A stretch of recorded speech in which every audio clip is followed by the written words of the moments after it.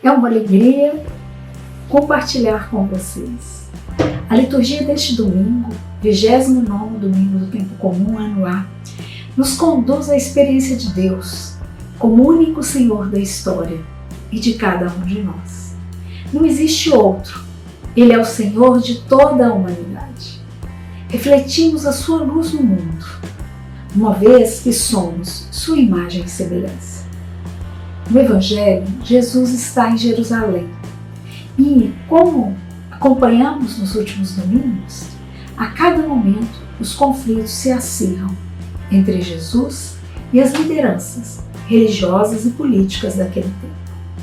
Neste episódio, são os discípulos dos fariseus e os herodianos que armam uma cilada para Jesus.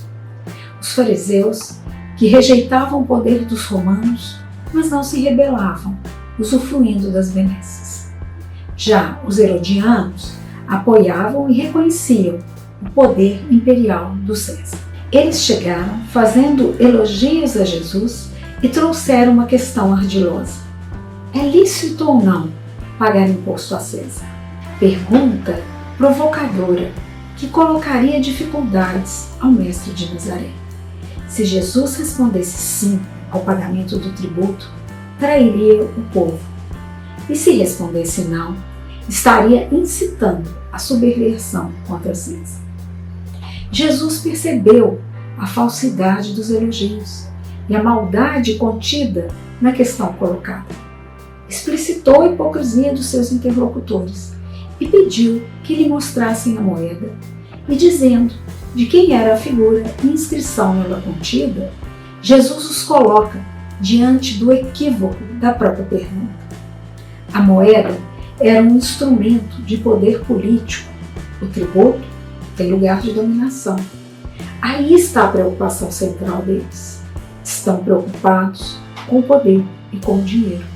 Reconheciam a soberania de César, mas não reconheciam a soberania de Deus. A partir da resposta deles, de que César figurava na moeda, Jesus os surpreende, dizendo: dai, pois, a César o que é de César, e a Deus o que é de Deus. Esta resposta de Jesus, em um primeiro momento, nos intriga, nos desinstala. Ele não negava a existência e a exigência da ordem política e econômica, mas apontou definitivamente para Deus. Onde está e qual é a imagem de Deus?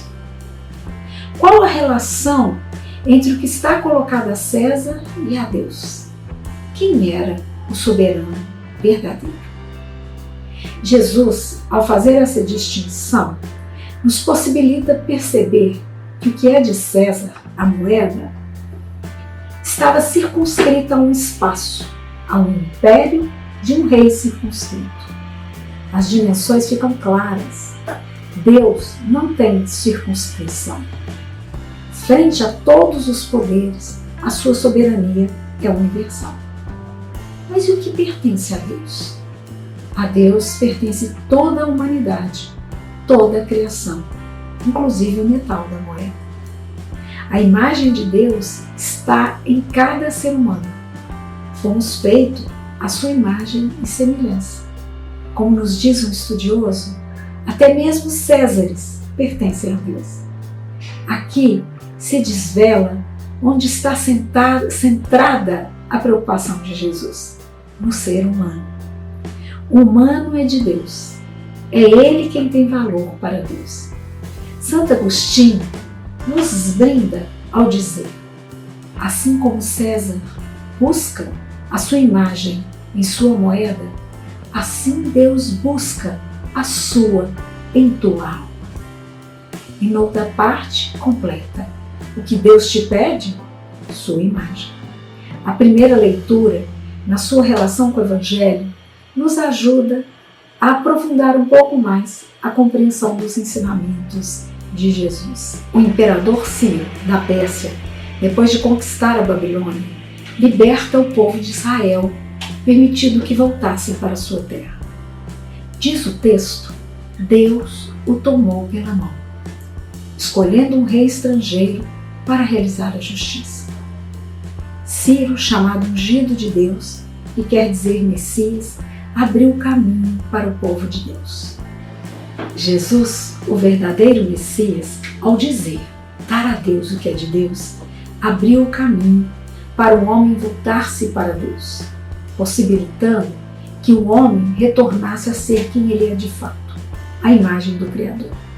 Na sua morte, Jesus atraiu para si tudo o que desfigura o ser humano, e na sua ressurreição, ele restituiu a imagem de Deus a cada pessoa, homem e mulher. Assim, Jesus aponta para o que é essencial, para o que realmente importa. Que implicações tem nós sabermos feitos à semelhança de Deus?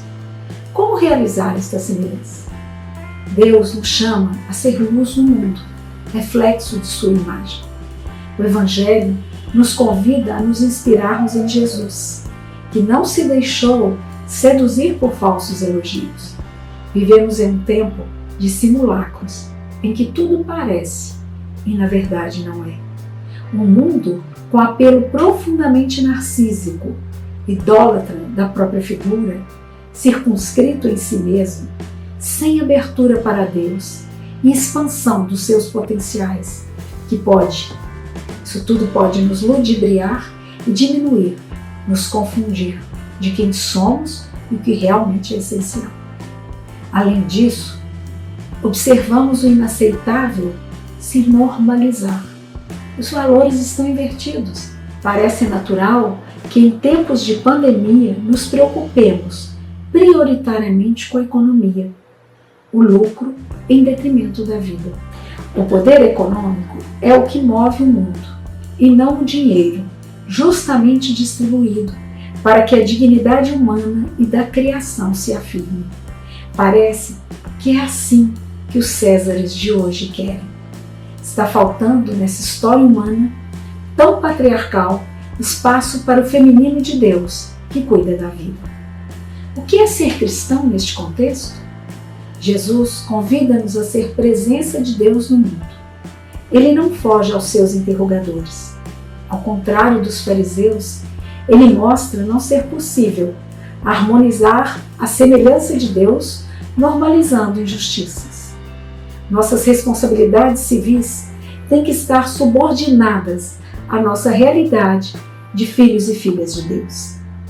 Como salmista, que possamos entoar cânticos de louvor ao Senhor do Universo, reconhecendo nele toda a verdade e o sentido da vida.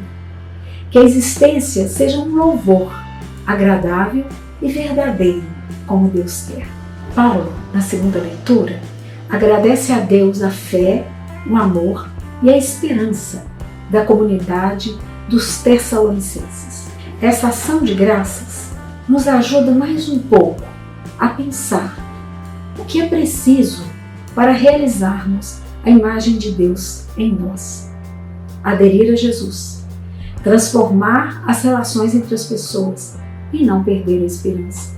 Neste momento que todo mundo passa por desafios semelhantes, é preciso reafirmar estas realidades comuns e buscar avivar a esperança e a solidariedade.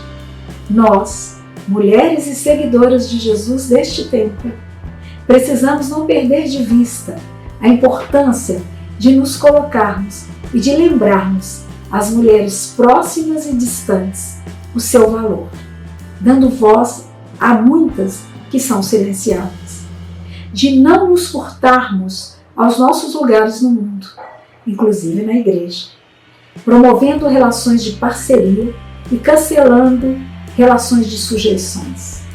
Precisamos nos abraçar e fazer expandir o feminino que está faltando na figura deste mundo.